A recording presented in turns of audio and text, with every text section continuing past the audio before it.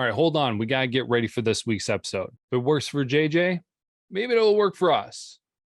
Inner peace. Focus.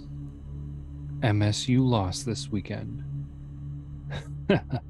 Okay, let's go. Well, before jumping into the episode, we know that Michigan is number one in your hearts, but did you know that Michigan is now number one in the country for scoring offense? They are averaging 55.3 points per game.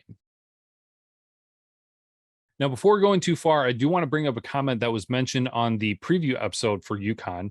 Actually, Johnson, who made a comment on YouTube, specifically mentioning about how the Hawaii quarterback would drop, and as soon as he got back, he would be getting rid of the ball. Thank you, Johnson, for that comment. While I mentioned that the defense for Michigan was dominating, they didn't really have the stat numbers to follow it up with, but that just reinforces on how effective the Michigan defense was against Hawaii. Speaking of the defense, totally got to give credit to Jesse Minter. He's actually something that we haven't mentioned yet, but we really should have, because the defense has been doing well with him. He picked up right where McDonald left off, and the defense has been doing well, even with missing several key players. And they definitely showed their best performance this weekend with the shutout of the Huskies at home. So to speak on the game as a whole, it's kind of a weird way to say it, but this felt more like a complete game for Michigan. I know that JJ started last week, but with him being the official starter this week, it kind of felt different because the pressure was on. JJ is the man moving forward. And so it was his game to win or lose. You could say what you want to about the Hawaii game, but as it was, those first two games were kind of a test. And so the result of this game was squarely on him as the starting quarterback. So while it was Uconn, it still presented its difficulties. As the game went on, you saw that McCarthy actually had some 3 and outs when he went on the field with the offense. Some of this can be concerning, but as long as he approaches it the right way, it's really great that this is happening right now, because you need to see how he's going to react. Is he going to be able to get over that mental hurdle? And is he going to be able to learn from it? And honestly, the couple of times that it did happen, he went right back out there on the field with the offense and was able to march them down the field and convert for points. So some quick numbers for JJ McCarthy on the day was that he went 15 for 18 with 214 passing yards. No touchdowns or interceptions, but he did have 3 rushes, his longest being for 14 yards. And he was smart about it too again this week, which was great to see.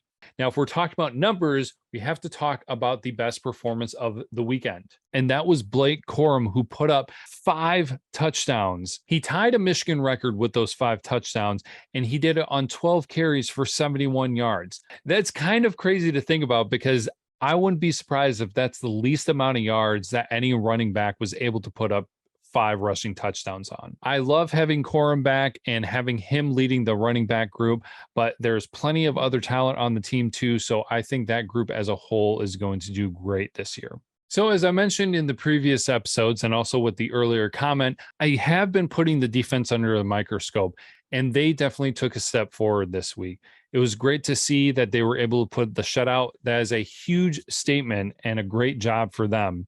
They were able to walk away with a fumble as well and 5 tackles for loss. The Michigan defense isn't just causing chaos for the opposing teams, but they're being very smart too, because you could see on several plays that the Michigan defense was able to read things before they even progressed. There were several times where the defense was able to get in the backfield, but they read the play before it happened and were smart enough to shut down screen plays and edge plays before they went for large gains. So great job, defense.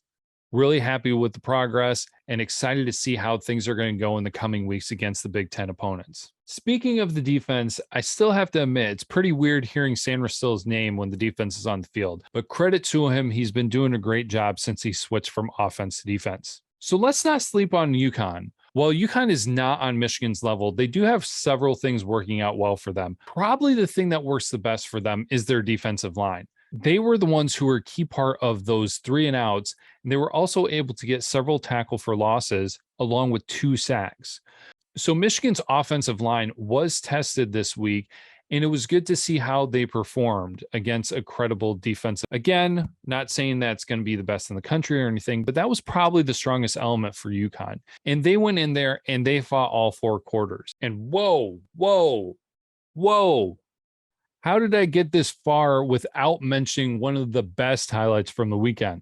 Henning has been great, and I love seeing him have more success. And honestly, I love what they said about him. He is truly a Swiss Army knife of a player because he had his punt return for a touchdown and he got involved in the rushing game and the passing game as well. So credit to him. Great job with the punt returns and excited to see what this season holds in store for him. So, all in all, it was a fantastic game.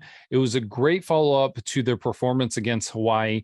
And I know I was being nitpicky about some details, but I mean, let's face it, there's always room for improvement. But this game was really great to just see the Michigan football team for what it should be moving forward. Because as I said, having JJ take the lead and do it from the beginning, even though he only played a little bit in the second half, can be a big component.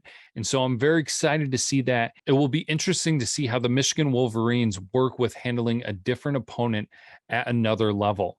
I'm really excited to see what they're able to do. They've shown some really good stuff in the first 3 weeks. So well done for JJ. Actually, speaking of the quarterback, also want to talk about McNamara, hoping that he has a speedy recovery with his leg injury, expected to be out a few weeks. And so just hoping for the best for him. Thanks everybody for hanging out this week. Things are going to pick up speed here real fast. So let's get ready for it. As always, until next time, go blue.